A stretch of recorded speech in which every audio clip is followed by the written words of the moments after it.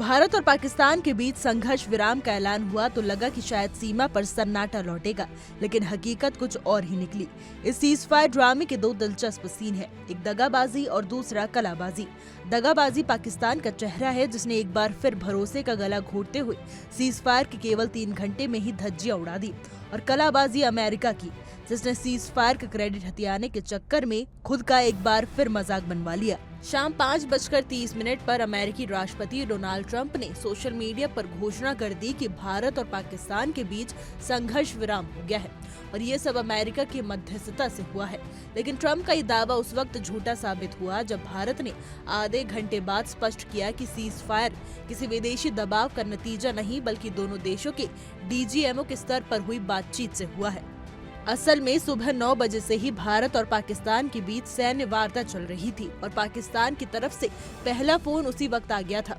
फिर सवाल उठता है कि ट्रंप को ये ब्रेकिंग देने की इतनी जल्दी क्यों थी। दरअसल अमेरिका को दो देशों की लड़ाई में चौधरी बनने की आदत पुरानी है। ट्रंप उसी घिसे पिटे दर्रे पर सवार होकर मध्यस्थता का क्रेडिट लेना चाहते हैं, जैसे उन्होंने यूक्रेन रूस युद्ध या इजराइल हमास संकट में किया था, लेकिन वहां भी नतीजा सिफर ही निकला। इस बार भी उन्होंने यही किया और खुद को बेगारी शादी में अब्दुल्ला दीवाना जैसी स्थिति में ला खड़ा किया।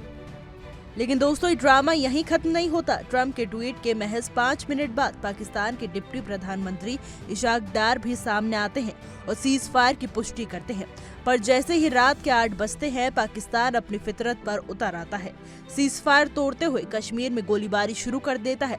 ड्रोन भारत की सीमा में घुसते हैं और जवाब में भारतीय सेना मोर्चा संभाल लेती है।